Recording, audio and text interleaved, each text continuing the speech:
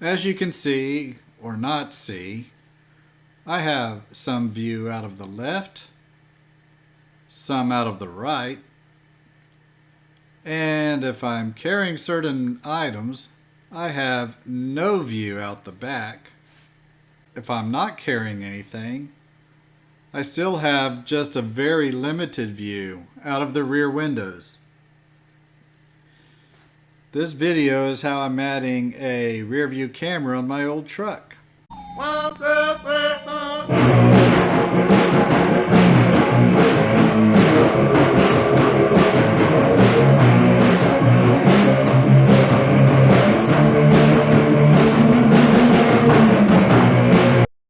Having very limited view out of the rear windows makes it a bit precarious backing out in a parking lot where pedestrians are distracted by their phones and walk right behind you, or not be distracted and walk right behind you while you're backing up.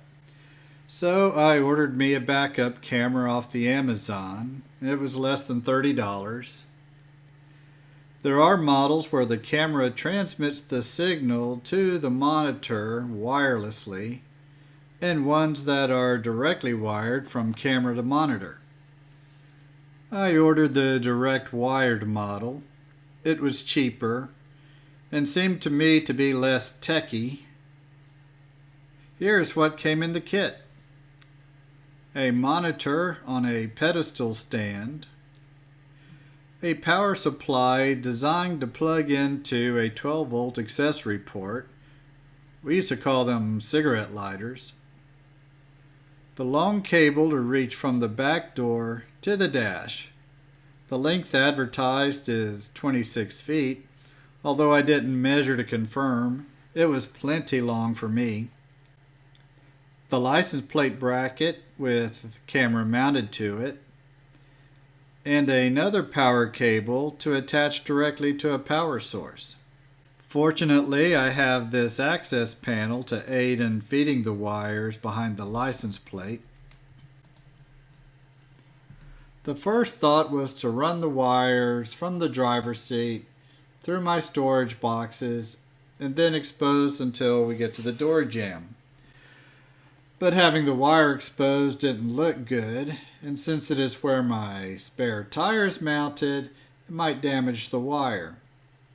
I wanted a way to better protect the wire and look like it would kind of fit in an early 60s vehicle. I decided to go with a straight piece of copper tubing.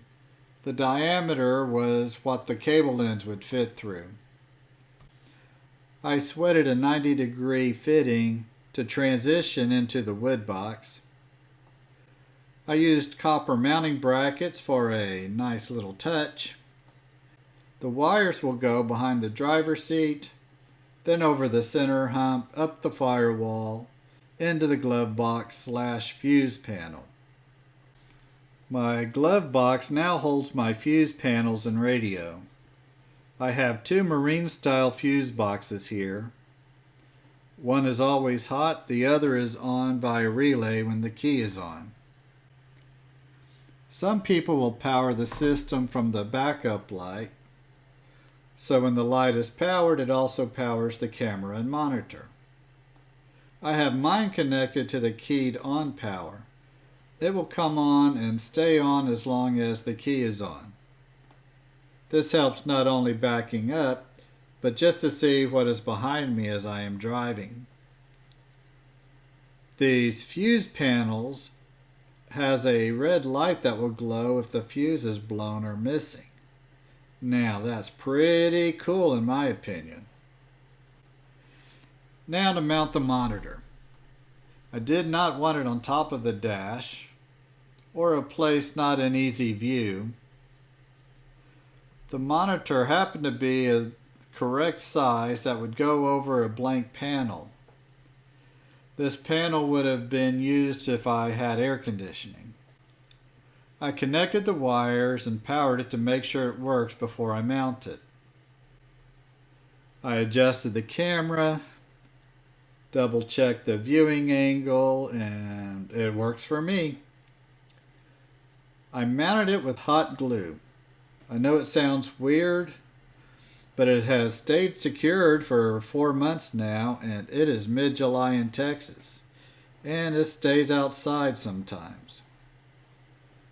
Another advantage of using hot glue is you can heat it with a heat gun and soften it and remove the item pretty easily. But I am not the neatest gluer though. Now let's test it. Power on, and looky there, I can see behind me. Well, I hope this can help you. Thanks for watching.